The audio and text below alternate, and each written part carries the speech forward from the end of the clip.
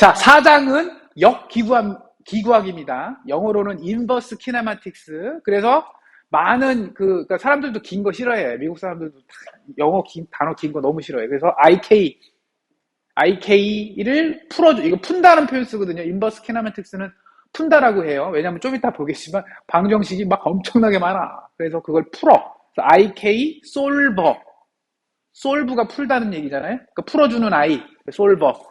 그래서 아까 매트렉 같은 경우에 피터 코르크라는 그 분이 IK 솔버를 넣어준 거죠.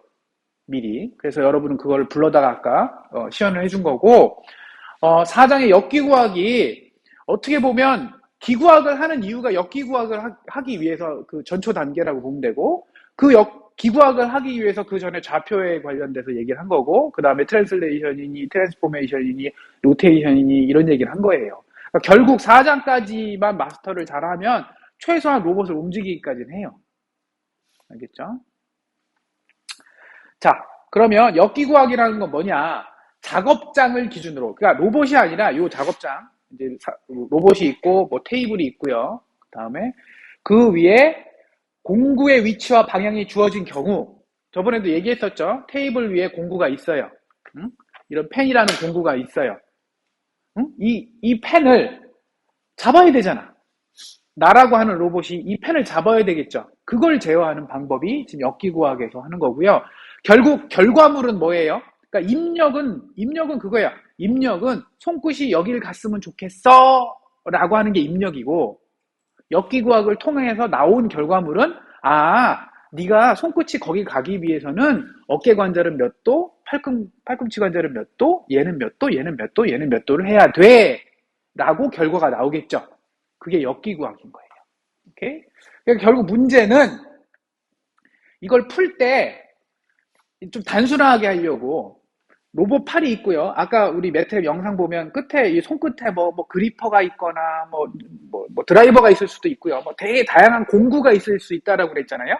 그러니까 그 끝을 그 공구가 붙어 있는 쪽에 그 프레임을 공구 좌표계, 공구계라고 불러요. 공구 프레임 T.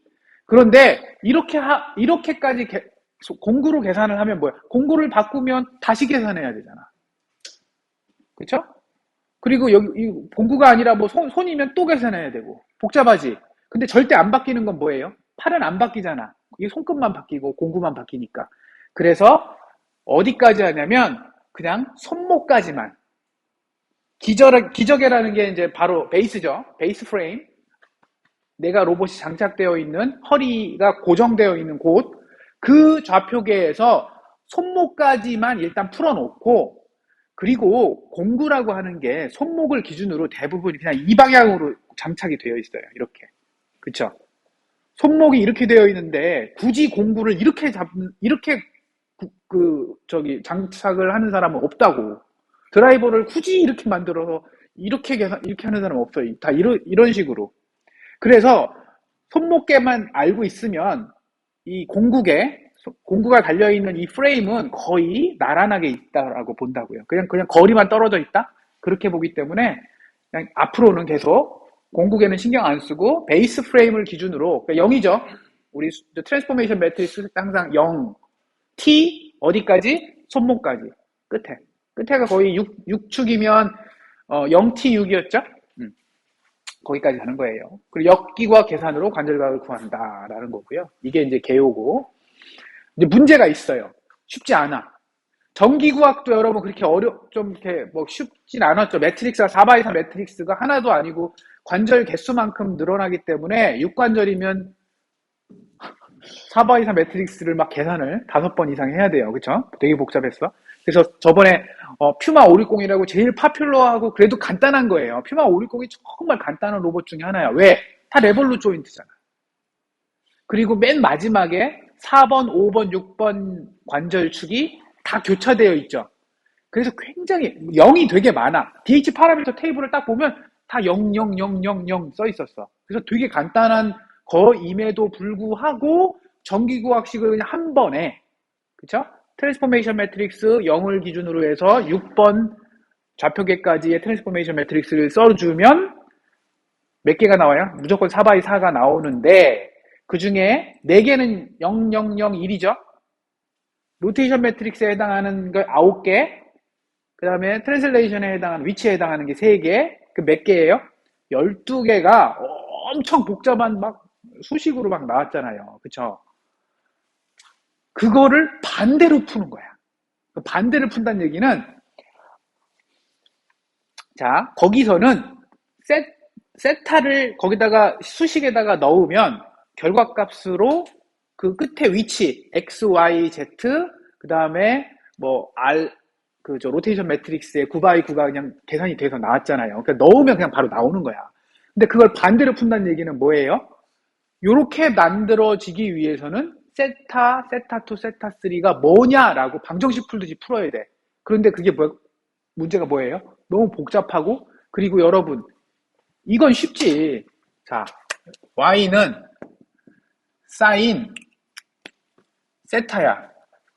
아, 뭐 이거는 쉽지. 이거 제곱이라고 합시다. 세타 제곱이야. 여기다가 세타를 넣으면 세타가 뭐 90도입니다. 응? 이거 제곱이라고 합시다. 이렇게 합시다. 세타가 90도야. 그럼 y 계산할 수 있어요? 암산으로 되잖아요, 여러분. 바로 나오죠? 1. 딱 나오잖아. 근데 이걸 반대로 푼다는 얘기는 뭐예요? y가 2.3이 되려면 세타가 얼마입니까? 이걸 풀으라고. 그럼 어떻게 해야 돼요, 여러분? 이 루트 씌워주고, 아크 사인? 취해줘야 돼요? 이것도 이렇게 복잡한데, 아까 봤잖아요. 우리, 퓨마 560 전기구하기 한 항이 만큼 되는 거. 그거를 반대로 풀으라는 얘기는 이게 되냐고. 안 된다고. 그리고 이게 뭐예요? 비선형이야. 왜? 막 이런 사인, 이제 뭐 초월함수라는 표현 쓰는데, 사인, 코사인, 막 제곱, 익스포넨셜은 없었구나. 사인, 코사인, 제곱에 막 이런 게 있다고요. 그러니까 이건 그냥 그렇게 쉽게 이렇게 안 뒤집어져. 그게 그래서 어려운 문제야. 그래서 비선형, 그러니까 역기구학은 쉽게 안 풀려요, 여러분. 그렇다고 내가 여기서 엄청 어려운 거는 가르치는 건 아니고 쉽게 하는 방법과 쉬운 로봇들로만 여러분 개념을 이제 가르치는 거니까. 3장의 퓨마 560만 봐도 아까 말한 대로 12개 방정식이죠? 로테이션 매트릭스 쪽에 9개, 트랜슬레이션 쪽에 3개, 합쳐서 12개의 방정식이고 미지수가 6개야. 왜요? 세타 1, 세타 2, 세타 3 해서 6개였어. 그쵸? 근데 공식 이만해서 막 비선형이고요. 그쵸? 왜냐면 사인, 코사인 섞여 있고 막 제곱 들어가고 그러면 비선형이지 당연히. 그쵸? 초월함수 방정식, 그게 이제 사인, 코사인이 초월함수라는 표현 쓰거든요. 그래서 그런 게 들어가요. 절대 안 돼. 해로 가기 어려워. 그래서 퓨마 560은 간단함에도 불구하고 어렵고, 물론 이제 다행인 거 여러분, 퓨마 560 풀어놨어. 다 풀어놨어. 걱정하지 마요. 풀어놨고, 되게 산업용 로봇을 그래서 설계할 때 어떻게 설계하냐면 성능을 막 좋게 하고 막 이런 건 당연한 거고, 간단하게 역기구하기 풀릴 수 있는 구조로 설계를 해요. 그래야 여러분 제어하기가 쉽잖아. 복잡하게 만들어서 뭐 우리는 이런 기능이 있고 저런 기능이 있고요가 산업용 로봇은 그렇게 중요하지 않고 쉽게 제어하는 게 더 중요한 거야. 그래서 성능, 그러니까 물론 이제 뭐 힘이 얼마나 좋냐, 얼마나 빠르냐, 이거 정확도가 얼마냐, 이게 이제 당연한 거고, 그것 플러스 설계를 잘해서 얘가 제어가 쉽도록, 즉 제어가 쉽다라는 얘기는 역기구하기 잘 풀리도록 그렇게 설계를 많이 해요. 자, 여기까지가 그거고요. 여기서 이제 문제가 하나가 있어요. 이게 과연 방정식은 있는데 이게 풀리냐? 자, 아까 말한 대로 되게 쉬운 예제야. 이거 참 좋은 예제인데, y는 뭐 3 사인 제곱의 세타야. 응? 여기다가 여러분 각도 세타의 범위는 0부터 180도다. 그러면 어떻게 돼요? 넣으면 답 나오죠? 전기구학은 그냥 아무 세타나 집어넣으면 y가 나오잖아. 그치? 그런데 역기구학에서 y가 5가 나올 수가 있어요? 안 되지. 3은 나올 수 있지. 여러분 눈에 보이잖아. 그치? 1도 당연히 나오고 마이너스 안 나오지, 이제. 헷갈리기 시작하지. 한 개 항인데. 뭔지 알겠어요? 그러니까 역기구학에서는 해가 있는지 없는지부터 먼저 고민을 해야 된다는 얘기야. 그 얘기는 이제 수식으로는 해가 있다 없다의 의미지만 로봇에서는 그게 무슨 뜻이냐면 과연 로봇이 거길 갈 수 있느냐의 문제예요.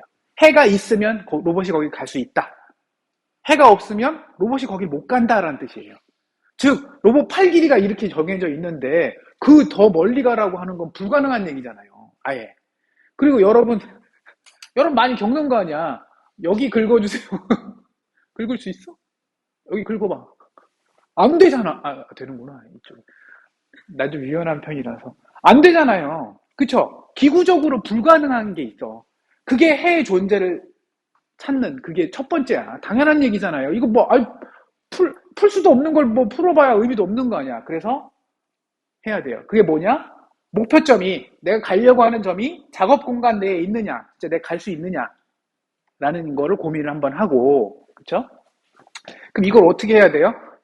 그럼 뭐, 수식으로 풀면 되게 좋은데, 수식으로 푸는 것 자체는 어려우니, 짐작으로, 그러니까 저번에 한번 우리 2장인가 3장 초반에 했을 때 그런 얘기 했잖아요.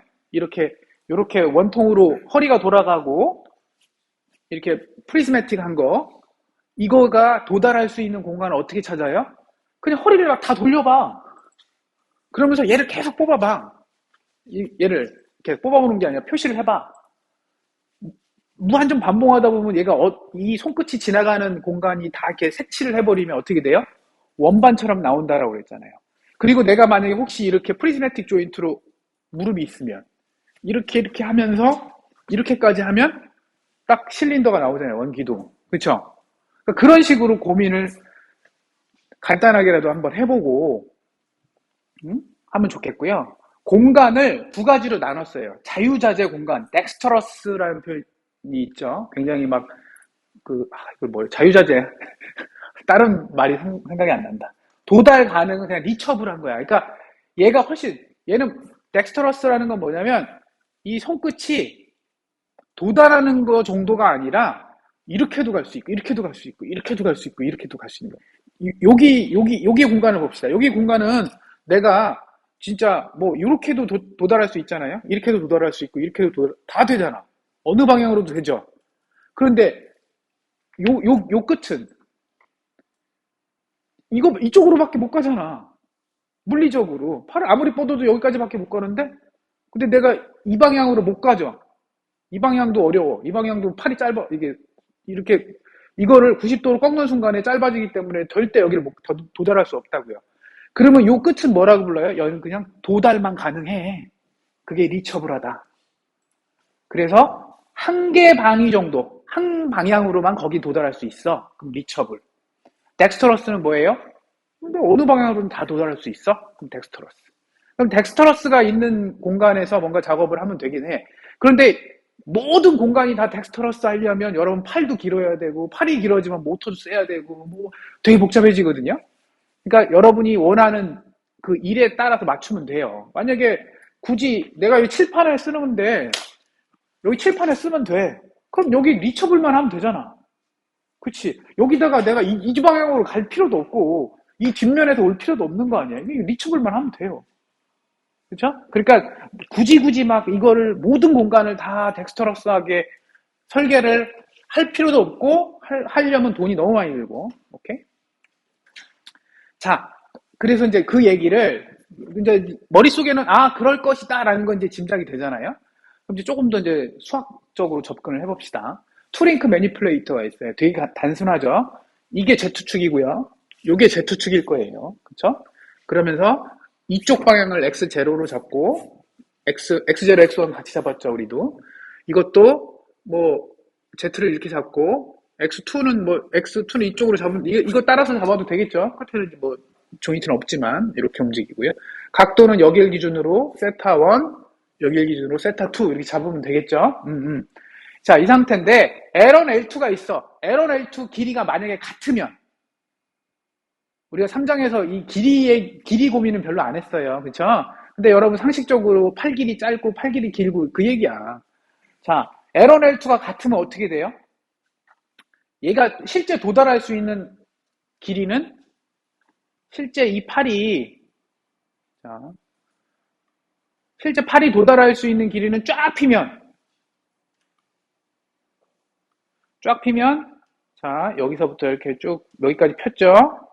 그 다음에 여기서 쭉 더 폈어요. 그러면 최대한 펴서 돌리면 이렇게 되겠죠. 그럼 이 공간 내는 그쵸? 이 반지름이 얼마겠어요? L1 여기는 L2라고 썼으니까 그치?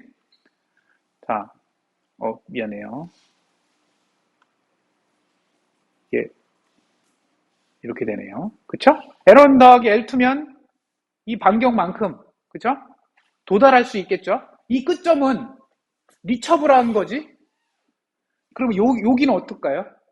요쯤 위치는? 요 위치. 그냥 아무나 위치를 잡아봅시다. 요 위치를 딱 잡아.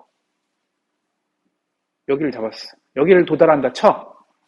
그럼 상식적으로 이렇게는 못 가지. 지나가지. 그러면 어떻게 해야 돼요? 미안해요. 그러면 살짝 요 관절을 살짝 구부려서 요런 식으로 구부려서 요렇게 해서 여기를 잡겠죠? 응? 이런 식으로. 그러면 이 점은 당연히 도달 가능한 거고 리처블한데 덱스터러스 하냐는 거지. 자유자재로 여기에 모든 방향으로 도달할 수 있어요? 못 하잖아. 안 되지. 끽해봐야 운이 좋으면 끽해봐야가 아니라 두 개는 될 수 있을 것 같아. 이렇게도 될 수 있을 것 같지 않아? 그치? 두 개 정도가 우연히 될 수도 있어. 근데 또 웃긴 게 뭐냐. 여기 만약에 바닥이야. 그럼 또 못 하잖아. 그럼 하나밖에 안 되죠. 그러면 이 전체 작업 공간은 큰 원일 텐데 이 중에 덱스터러스한 자유자재 공간은 어디일까? 어느 방향으로 도달할 수 있는 거는 원점밖에 없다. 상상 못했지, 여러분. 원점일 거라고 상상 못했지. 응? 이렇게 갔다가 다시 돌아와 팔이 L2가 이렇게 접혀갖고 그러면 요 위치는 지금 이 방향으로 도달을 했죠? 근데 내가 L1을 이렇게 틀어서 다시 L2를 다시 이쪽 방향으로 하면 이 방향으로도 되잖아요. 그러니까 그런 식으로 계속하면 이 방향도 되고 이 방향도 되고 이 방향도 되고 다 되지. 그러니까 요 원점은 자유자재 공간이라고 하긴 그렇지 이제 공간이 아니라 점이니까 점이 되겠죠. 만약에 다르면 L1과 L2가 다르면 여기 써 있죠. 자유자재 공간은 아예 없다. 자유자재 공간은 없다. 이걸 증명을 해라. 그러면 이제 어떻게 해야 돼요? 증명을 하라고 하면 수식으로밖에 증명이 안 되는 거잖아요. 그건 안 해요. 걱정하지 마세요. 나도 지금 하라고 하면 어떻게 해야 될지 감이 없어. 자, 만약에 L1하고 L2가 길이가 다르다라고 했는데 L2가 짧으면 어떻게 돼요? 얘가 조금 이렇게 짧아. 요만해. 응? L1은 이렇게 길고. 그러면 작업 공간을 아까 얘기한 대로 우리 막 계속 돌려가면서 다양한 걸 돌려가면서 표시를 해보면 어떤 모양이 나올까? 아까 두 개의 길이가 같으면 뭐라고 그랬어요? 원이 나온다라고 했죠. 원점도 지나갈 수 있고, 그렇죠? 근데 이 두 번째 L2가 짧아. 그러면 내가 원점을 갈 수가 없잖아. 그치? 내가 이거를 이쪽으로 돌려서 해도 여기까지밖에 못 가죠. 그럼 여기 공간, 요만큼은 못 들어가지. 절대 못 들어가죠. 짧으니까. 그리고 최대한 피면 요렇게까지 되겠죠. L2까지. 그러면 여기까지 되겠죠. 그럼 뭐가 나와요? 이거하고 요게 있으니까 여기는 도달 가능하죠. 그 뭐예요? 도너츠 모양 나오는 거지. 응? 그쵸? 그러니까 그런 식으로 표현을 하는 거예요. 그게 또 웃긴 게, 이거는 되게 쉽게 생각한 거라고. 이게 모든 관절이 360도 돈다라고 했는데, 여기 써 있잖아요. 모든 관절이 360도 돌 가능성은 극히 드물어. 현실적으로 불가능한 얘기예요. 그러니까 그런 것도 감안하면 아마 도너츠도 실제 도너츠가 아니라 아마 무슨 뭐 반만 있는 도너츠나 3분의 2만 있는 도너츠 이런 식으로 다 표현이 될 거라고요. 그래서 로봇을 설계할 때 역기구와 로봇을 어디다 갖다 놓을 때, 근데 여러분 상식적인 거야. 로봇을 갖다 놨는데 이게 팔이 로봇 이게 펜을 여기를 잡아야 되는데 로봇을 여기다 설치할 사람은 없잖아. 바보는 닿지가 않는데, 그치? 그럼 되게 가까이 붙일 거 아니에요. 그래서 해볼 거 아니야. 얘를 저기까지 움직여야 돼. 여기 잡아서 저기까지 움직여야 돼. 그럼 상식적으로 로봇이 팔이 어디까지 안으로 구부릴 수 있어? 여기까지 되네. 최대한 뻘면 어디까지 갈 수 있어? 저기까지 되네. 그러면 로봇이 잘 위치가 선정이 된 거고. 그런데 위치를 잘 선정해도 도저히 이거 안 돼. 그럼 어떻게 해야 돼요? 로봇을 바꿔야지. 잘못 산 거야, 로봇. 그치? 그러니까 그런 거를 미리미리 다 알고 해야 되겠죠? 자, 그 다음에 이제 그 해가 있는지 이제 고민을 했어. 그래서 해가 만약 있다 쳐. 그러면 이제 해가 있는 상황에서 계산이 되는지를 일단 이제 따져봐야죠. 과연 내가 풀 수 있을까? 머니플레이터가 6자유도 미만이면, 저번에도 한번 얘기했죠. 3차원 공간에서 일반적인 목표의 위치와 방위를 가질 수 없어. 왜? 그 2장에서 위치를 나타내는 게 X, Y, Z. 저 3개라고 그랬죠. 그 다음에 각도가 3x3 매트릭스긴 하지만, 뭐라고 그랬어요? X축으로 얼마, Y축으로 얼마, Z축으로 얼마. 이런 식으로 3번의 회전으로 다 표현이 된다. 그러면 3번의 회전과 3개의 위치, 총 6개의 변수가 있어요. 그러니까 그 6개의 변수를 내가 답을 만들어내려면 내가 조절할 수 있는 관절이 6개가 있으면 되는 거야. 그쵸? 그래서 첫 번째 줄이 그렇게 되는 거고, 말단 효과 장치에 대한 공구 T가 이건 뭐야? 그러니까 뭐 공국의 T 우린 안 하기로 했으니까, 그쵸? 공국의 T도 원래 고민해야 되는데 우리 저기 손목계까지만 하기로 했잖아요. 그렇죠? 그래서 목표계가 주어지면 이 펜을 잡아야 돼. 이 펜을 잡아야 되면 원래는 손까지 다, 손끝, 이 말단 장치, 그쵸? 혹은 여긴 공구계라고 했지만 공구계까지 다 고려해서 이 팔과 공구계 끝, 이 베이스에서부터 공구계 끝까지 계산해서 이 물건을, 이 펜을 잡으려면 이렇게 해야 됩니다. 라고 풀어야 되는데, 그렇게 안 하고, 어떻게 하면 돼요?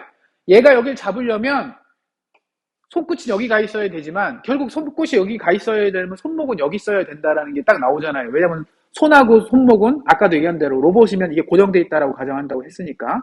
그쵸? 그러면, 이렇게 잡으려면, 손목의 위치가 딱 고정되어 있죠. 그러면 이 목표점이 여기야. 그러니까 로봇 손목을 여기까지 제어하는 거야. 그렇게 바꾸는 거야. 그 얘기예요. 요 말이.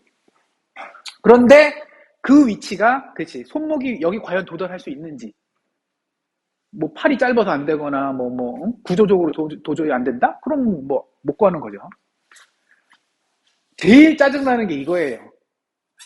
해가 여러 개야.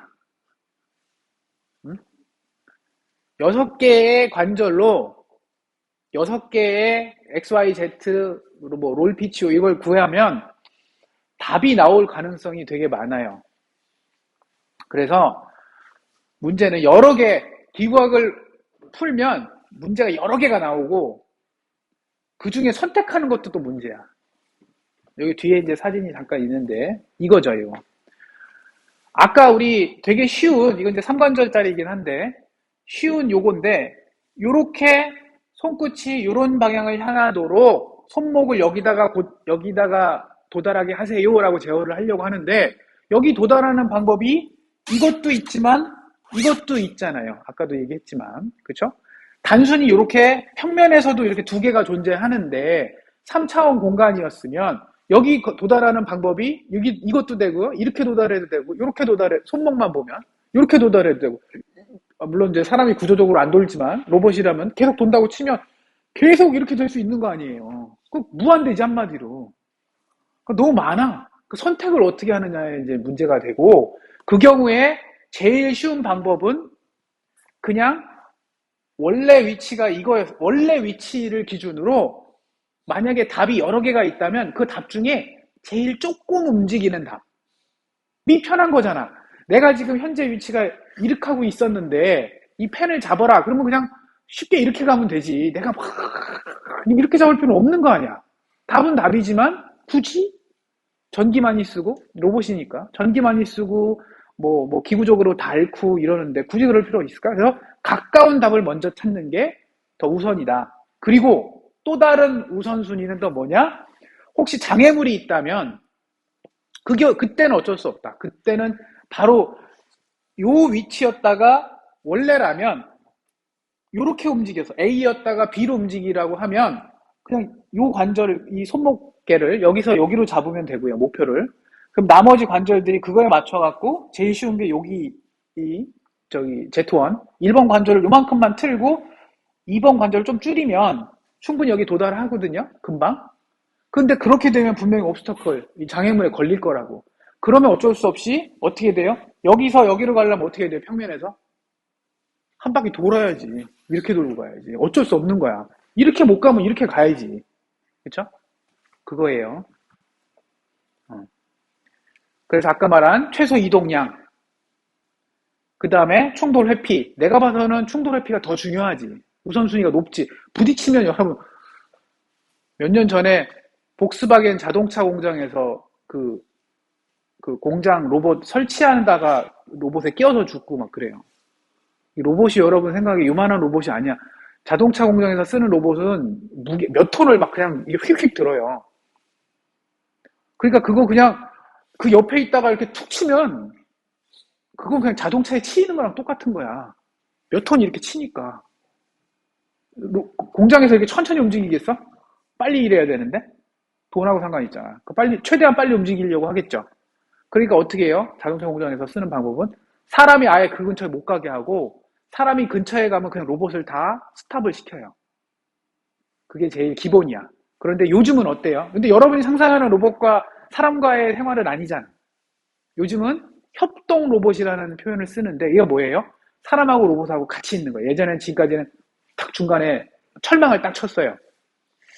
철망 문에 센서를 달아서 문을 열면 로봇이 무조건 서요. 닫으면 동작하고 그렇게 해놨거든요. 그런데 그럼 너무 비효율적이라는 거지. 그래서 요즘은 어떻게 해요? 철망을 없애고 사람이랑 로봇이랑 같이 일하자.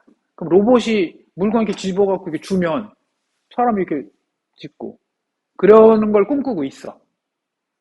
그런데 이제 그게 되려면 쉽지 않은 거지. 로봇이 자 이거 받으세요 하라고 그거에 맞으면 막 여기 막 부러지고 이런다니까 지금.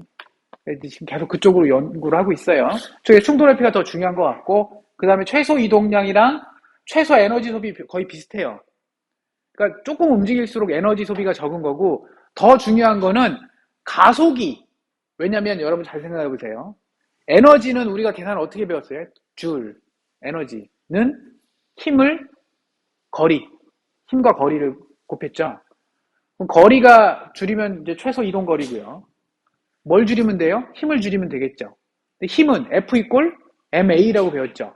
질량은 고정되어 있으니까 가속을 줄여야 되는 거야.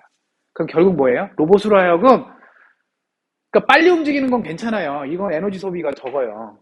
그런데 이렇게 가다가 이 방향으로 확 틀어라? 그러면 속도가 바뀌는 거죠. 방향이 바뀌면서 속도 값이 바뀔 수도 있고 방향이 바뀔 수도 있고 그럴 때마다 가속도가 생기고 그 가속도를 생기게 하려면 힘이 증가해야 되고 힘을 증가를 시키면 에너지가 소모가 되는 거야. 그래서 그런 걸 회피하려고 제어를 많이 해요. 자, 이것도 같은 얘기야. 아까 말한 이제 퓨마 560인데 아까 저기 매트랩에서도 봤죠? 비슷하게 생겼죠? 이거 갖고 같은 위치잖아요? 손끝은 지금 다 위치가 똑같죠? 그런데 이 똑같은 위치에 도달하기 위해서 팔의 구조, 나머지가 다 달라.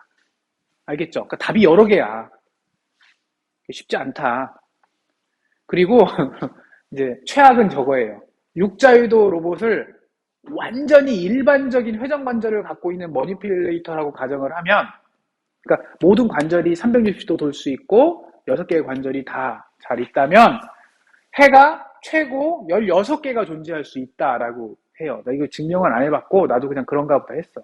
그러면 답이 16개가 나온다는 건 문제가 있는 거야. 그쵸? 그런데 A가 여기서 이제 중요해요. A가 뭐였죠? Z축하고 Z축 사이의 거리? 그쵸? 그게 0이 아니다?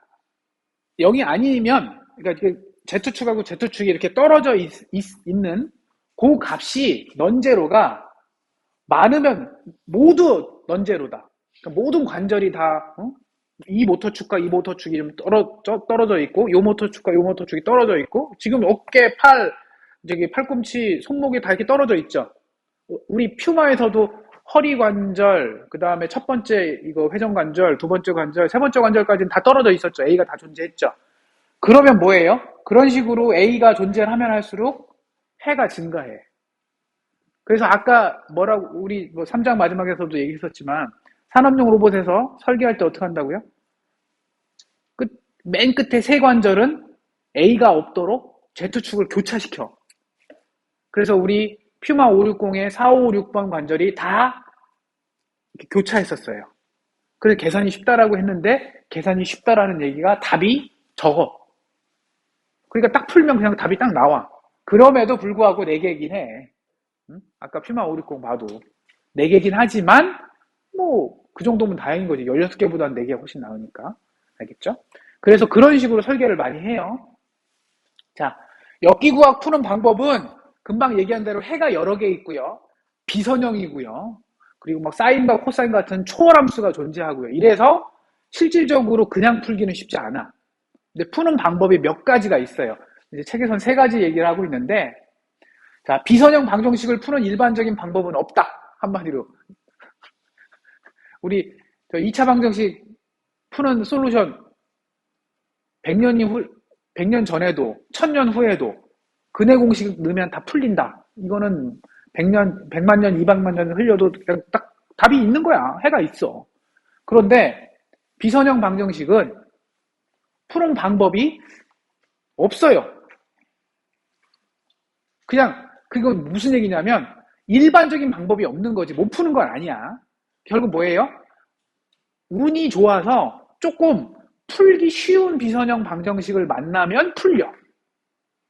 그러니까 여러분 4차 방정식 이거 풀 수 있어? x 3승 더하기 y 4승 더하기 z 3승 아니다. 이거까지 z까지 할 필요도 없겠다.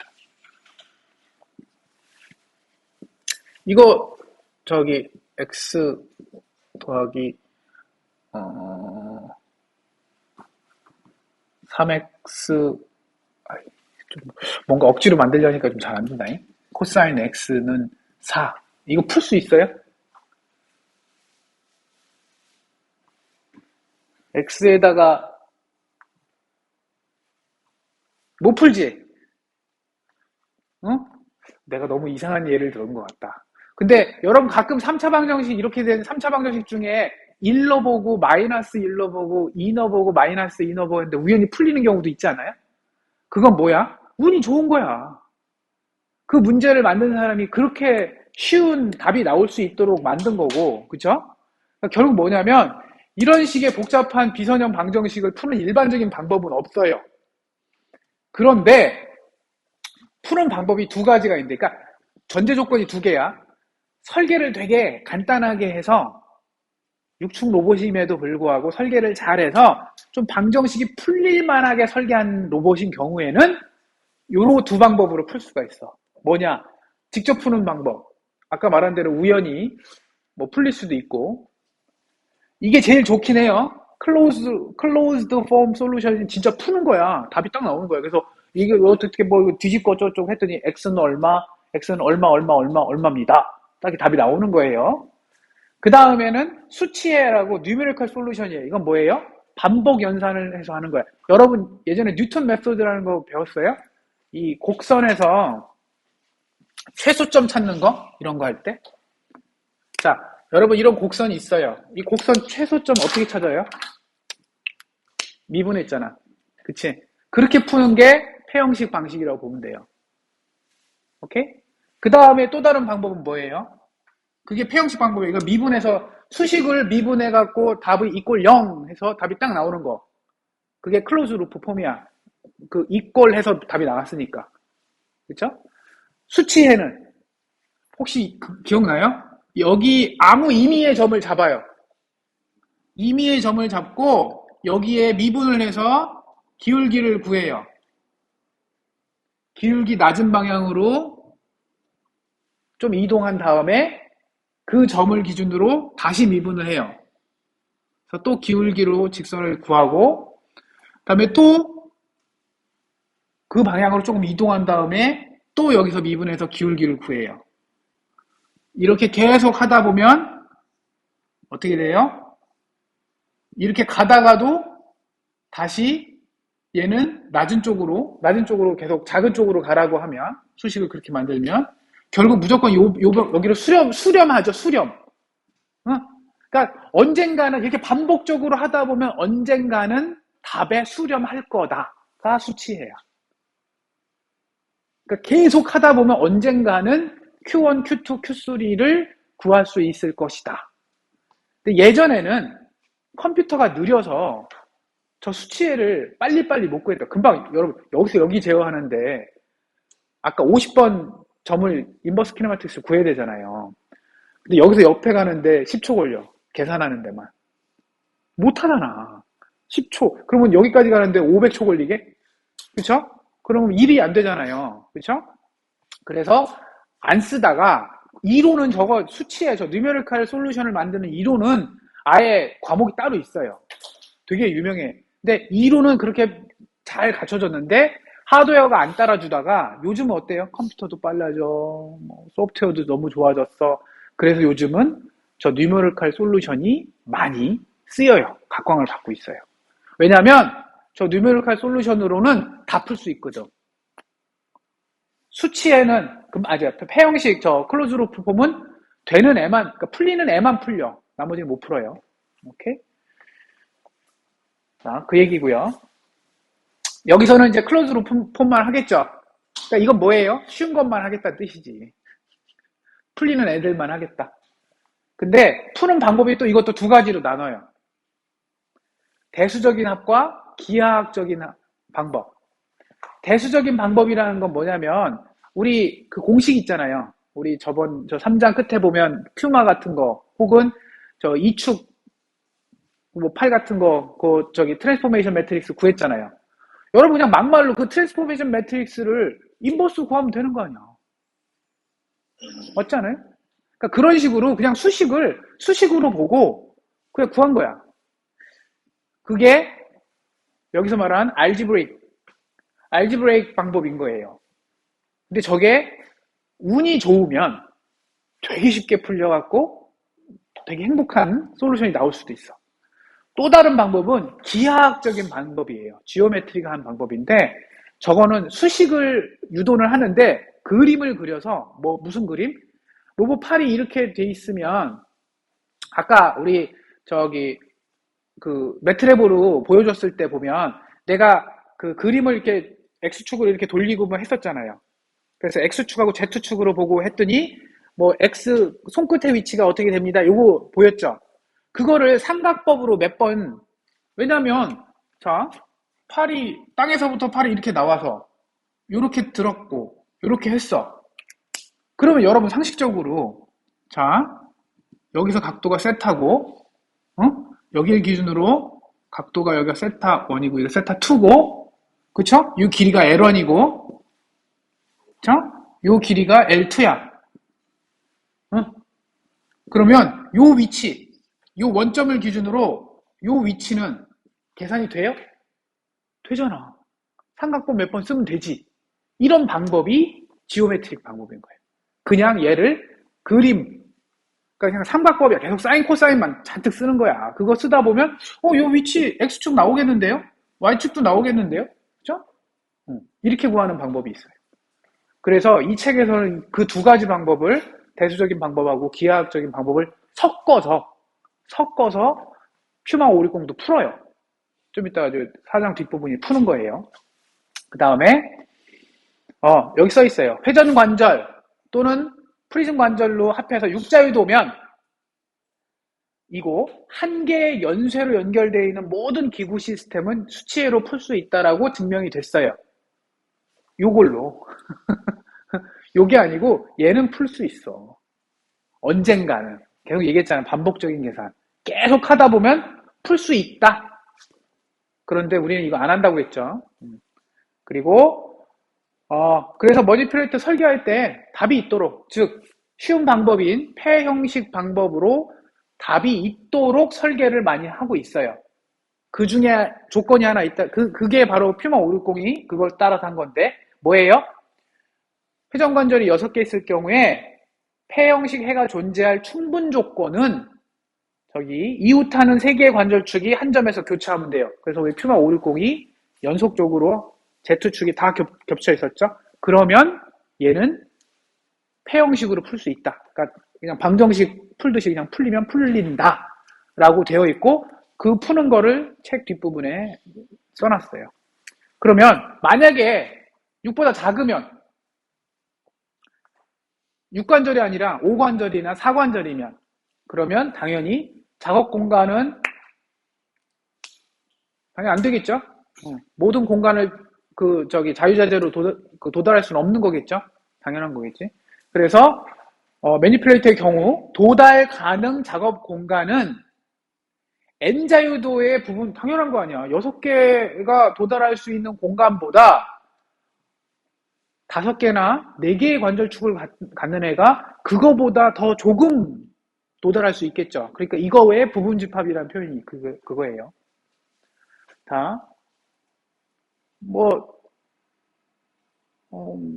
이거는 뭐 그런 거지 뭐. 됐고요. 도달할 수 없고 가능하다 뭐 그래. 됐어요. 자, 이게 이제 부분 공간 제일 쉬운 거죠. 이거 회전하고요. 이거였어요. 여러분 이거 뭐라고 그랬어? 이거 해보면 공간 이거 해보면 원반이라고 했잖아. 그쵸? 근데 이건 상식적으로 알고 있어. 원반의 크기도 다 알아. 이거 손 뻗으면 길이가 얼마라고 했어요? 길이 쭉 뻗어봐야 얼마 뭐 정해져 있을 거 아니에요. 그거 원반이야. 높이 Z축으로의 높이는 이거 정해져 있고 이거 길이 정해져 있고 그러면 다 원반의 사이즈 다 알잖아요. 그쵸? 근데 그걸 수식으로 이제 한번 해보자는 문제가 4.2예요. 그쵸? 자, 원점을 기준으로 여기 기준으로 봅시다. 원점을 기준으로 두 번째 요거죠. 요거의 오리진, 지금 오리진을 여기로 잡아놨네요. 요거 위치를 X, Y, Z축으로는 안 했어요. Z축으로 안 봤다는 얘기는 뭐예요? 위에서 보면 되겠지. 그쵸? 위에서 보면 이렇게 보이겠죠? 왜 Z축을 0으로 잡았을까? 미안해요. Z0이 여기 있네. Z0의 원점이 여기네. 그쵸? Z0, Z1이 둘 다 겹쳐서 여기에 있고, Z2가 이쪽에 있으니까, Z0하고 Z2는 거리가 똑같죠? Z축 위치에서는. 그러니까 0으로 돈 거고, 그러면 위에서 봤을 때, 그쵸?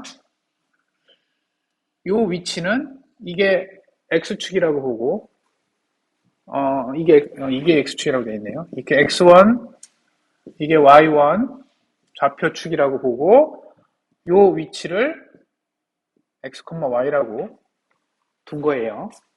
그쵸? 일단은 X, Y라고 둔 거고, 0의 Y의 두 번째 축은 항상 아래쪽으로. 이거는 그냥 잡은 거야, 여러분.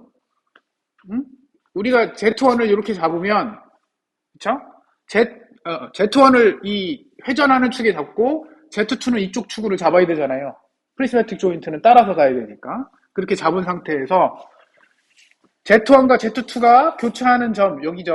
요 점을 기준으로 해서, X1 축은 직교를 해야 돼. 직교를 해야 되니까 화면 밖으로 나오거나 화면 안으로 들어가거나 둘 중에 하나예요. 그러니까 그렇게 하면 Y1도 그냥 구해지고, Z2는 여기서 뭐 더 이상 끝이라서 뭐 더 이상 고민할 거 없어. 아무거나 잡으면 되는데, X1하고 나란히 잡으면 편하잖아. 그쵸? 그래서 x1 이쪽이고 x2가 이쪽으로 그냥 잡은 거예요. 그러니까 이렇게 잡으니까 당연히 y2는 이렇게 잡히고 y1도 이렇게 잡히는 거죠. 그 얘기여서 원점을 기준으로 여기를 기준으로 두 번째 두 번째 좌표계의 y 축은 요 방향인 거야. 그쵸? 항상 아래쪽 방향이고요. 자, 원점을 기준으로 두 번째 Z축 방향, 요 방향으로의 위치는 저기 위에서 보면, 이거 내가 다 그려봤잖아, 이렇게. 응? 탑뷰. 그쵸? 탑뷰로 여기가 이 점이 요 점을 위에서 본 거고요.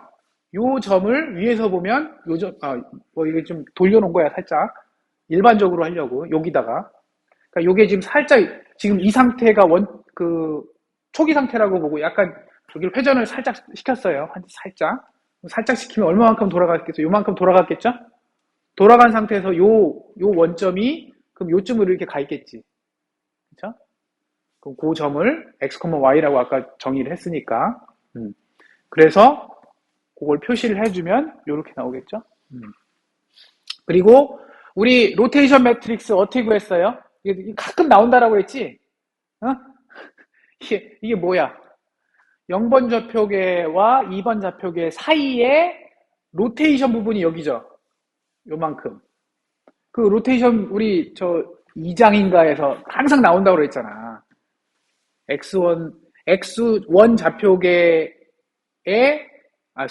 1번 좌표계의 X축과 2번 좌표계의 X축, Y축, Z축의 벡터 내죠. 그쵸? 그거야, 그거. 그 위치를 여기다 써준 거잖아. 요거. 그리고 여기는 트랜슬레이션 위치, X축하고 Y. 그래서 이건 방위, 틀어진 각도고요. 요게 바로 그거죠. 그걸 써주면 저 트랜슬레이션 매트릭스 0부터 2까지 가는 트랜슬레이션 매트릭스를 구할 수 있는 거고요. 그게 단가?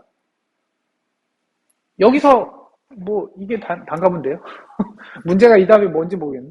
X하고 Y를 막 자유롭게 조절하면 원반이 나온다는 얘기인가요? 오케이. 뭐 거기까지 풀으라고 했으니 거기까지만 합시다. 자, 대수적인 거랑 기하학적인 거 두 개를 한다라고 그랬어요. 뭐가 더 쉬운 거는 없어요.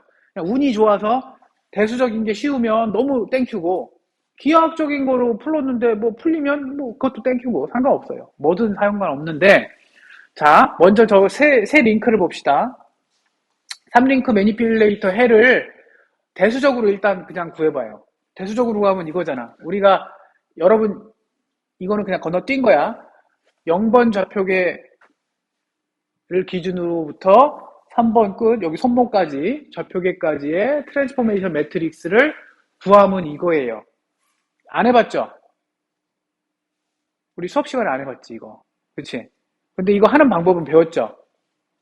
3장 뒷부분에 여기 좌표계, 우리가 DH 파라미터 다 했잖아. 그치? 그러니까 DH 파라미터를 이걸 이 세 개의 관절에 대해서 DH 파라미터를 구해 놓고, 그걸로 트랜스포메이션 매트릭스 0번 조인트에서 1번 조인트까지, 1번 조인트에서 2번 조인트까지, 2번 조인트에서 3번 조인트까지, 그거 하는 매트릭스 연산, 그쵸? 세 개가 4x4 매트릭스가 있고, 그 연산을 다 하면 이게 나온다는 얘기야. 그쵸? 안 해봤으니까 여러분 해봐야지. 응? 그 해서 이렇게 나왔어요. 근데 여기는 하고 나니까 이제 수식이 되게 길 거야. 여러분 짐작이 되잖아요. 아무리 이렇게 단순해도. 이거는 이쪽 축으로도 없어. 얘는 평면에서만 움직여. 그쵸? 얘는 이 방향으로 회전을 못하니까 평면에서밖에 못 움직이는 N인데도 불구하고 이렇게 나오고, 이게 무슨 얘기냐면 여기서 말하는 C가 C1, 2, 3이 코사인 괄호 열고 세타1 더하기 세타2 더하기 세타3인 거예요. 그러니까 아마 수식 이거 여러분 해보면 되게 복잡할 거예요. 그걸 다 연산해갖고 정리를 하면 이렇게 나오고, 요만큼이 뭐예요? 계속 얘기하지만 3x3 로테이션 매트릭스 위치, 여기가 끝점의 트랜슬레이션 위치, 그러니까 X축으로 이만큼, Y축으로 이만큼. Z축으로는 당연히 없겠지. 아까도 얘기한 대로 평면에서 움직이니까 Z축이 존재하지 않으니까 0, 0, 0, 1 써준 거겠죠. 이렇게 계산이 됐어요. 오케이? 그러면